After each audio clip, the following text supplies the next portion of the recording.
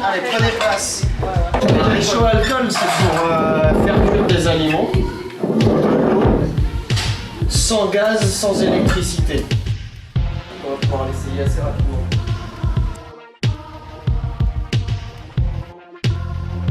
Les personnes que nous accueillons à la Marmite, c'est un public qui vit dans la précarité. Donc, on accueille, on offre un repas, des douches, des différents services et auxquels on ajoute finalement un accompagnement de groupe ou un accompagnement individuel autour des thématiques que sont la prévention santé, le logement, l'accès aux droits communs et l'insertion socio-professionnelle.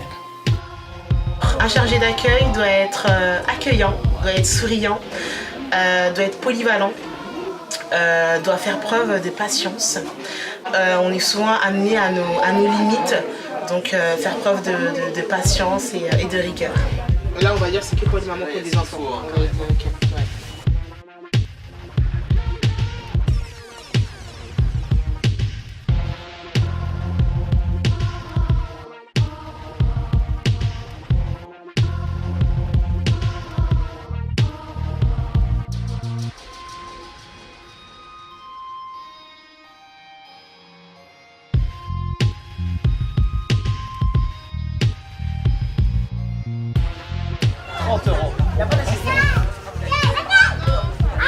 Des liens, je dirais beaucoup, ça fait 6 mois que je suis là. Y a des personnes avec qui je m'entends très très bien, on a des liens. Quand on suit des mamans qui sont enceintes, qui viennent d'accoucher, qui viennent nous voir avec leur nouvel enfant, c'est merveilleux. On travaille dans le social, on a souvent ce côté humain qui remonte à l'horizon et qu'il faut, voilà, qu'il faut essayer de mettre en évidence. Mais pourquoi on ne dort pas? Ça, c'est vraiment particulier, c'est en fonction des situations, c'est difficile de vous répondre de manière générale. Moi, je suis puéricultrice, donc infirmière puéricultrice spécialisée dans l'enfant et sa famille. Donc nous, on a une population comme ça de familles en grande difficulté. Et quand on est en grande difficulté, il faut s'occuper de son bébé et on fait au mieux, mais avec les grandes difficultés à côté. Donc ça, c'est aussi compliqué en tout cas pour les familles à percevoir. Oui, moi là je suis pas bien, donc comment je peux faire au mieux? Je fais au mieux, mais avec des difficultés qui se pointent tout le temps, quoi. Ça a encore changé. En ce moment là, c'est clair, c'est 4 mois. Cet accueil, c'est avoir une grande force de caractère, énormément de patience, arriver à peser l'équilibre entre une empathie clairement nécessaire, indispensable à ce travail et à l'accueil et à l'écoute, mais aussi conserver une distance. C'est vrai que quand je rentre le soir à la maison, j'essaye de pas trop y penser à ce qui s'est passé durant la journée. Les personnes qui ont vécu des choses affreuses et dont on est les réceptacles, et de comment nous on réagit en tant que professionnels face à toutes les problématiques auxquelles on est confronté, c'est vraiment quelque chose qui nous préoccupe. Oui, je suis passé dans plein de choses. Oui. Et à 3h du matin, une fois, on m'a mis le feu dessus, des voyous, je dormais dans une cave et on m'a allumé la couette. Et voilà. Je dormais dans un local poubelle, ils sont venus, ils ont allumé. Je me suis réveillé à temps, heureusement. Qu'est-ce que vous aimez particulièrement ici? Je fais passer le temps déjà, au lieu de rester chez moi dans la télé. J'ai un coup de main, je suis là. C'est aussi important tout ça. La Marmite, c'est bien de recevoir, mais c'est bien aussi de leur montrer qu'on est là pour aussi les aider, leur donner un coup de main par rapport à nous, parce que c'est pour nous qu'ils le font.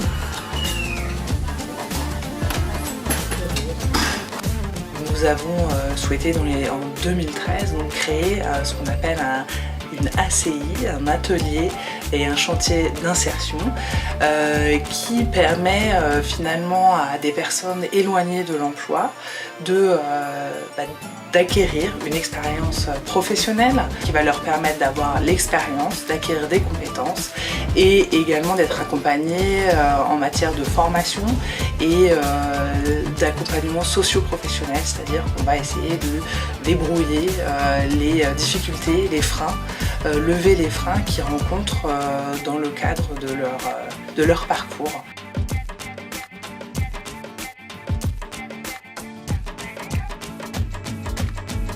Donc, moi, mon rôle, c'est cuisine. On fait la cuisine et voilà, on fait aussi le traiteur. Moi, je commençais, avant, moi, je travaillais déjà dans le bâtiment et travaux publics. Mais moi, mon cas, c'était vraiment un cas délicat. J'ai eu le problème de santé. Sinon, il y a un moment donné, moi, j'étais dégoûté. Moi-même, j'ai pensé à me suicider. Parce que j'ai perdu mon emploi et à cause de ma santé. Et parce que n'importe où que je vais, même si j'ai la maîtrise de le métier, mais par rapport au suivi médical et tout, je n'arrive plus à obtenir un métier. Quand je suis arrivé au cœur de la marmite, la cuisine, voilà, le chef qui était là, les collègues qui vraiment j'ai partagé plein de choses, les échanges côté connaissances, voilà, côté de l'insertion aussi, parce que c'était le plus important était c'est quoi l'insertion. Les gens croient qu'il y en a qui ne veulent pas travailler. Moi, je trouve que c'est faux. Parce que si tu as duré à la maison, c'est-à-dire tu es devant la télé, tu vas où? La nuit, tu es à la maison. La journée, tu es à la maison. Tu ne vois pas la vie. Tu as des malades, mais même si tu es malade, si tu n'as pas de lien, mais quand même, c'est un grand souci. Parce que tu as des besoins de familiales, tu as besoin de ta vie aussi, que tu as besoin de choses à faire.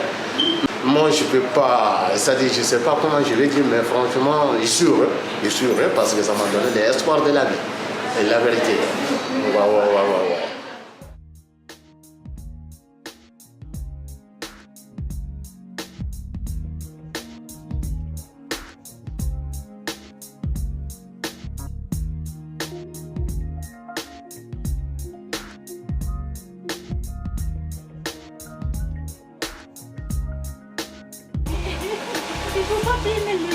Quand j'étais au Marmite, j'ai déjà un projet. Je vais ouvrir un restaurant. C'est pour ça que je suis allée au Marmite.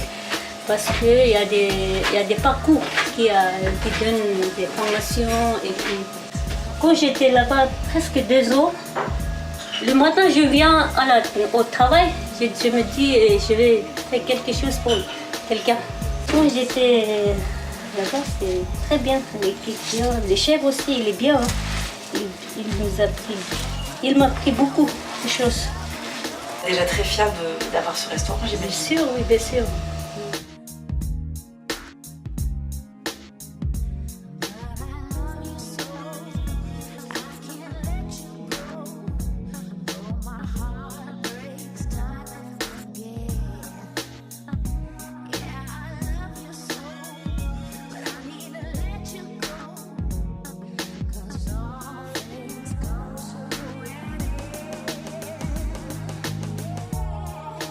Je suis désolé, mais je ne veux pas être empereur.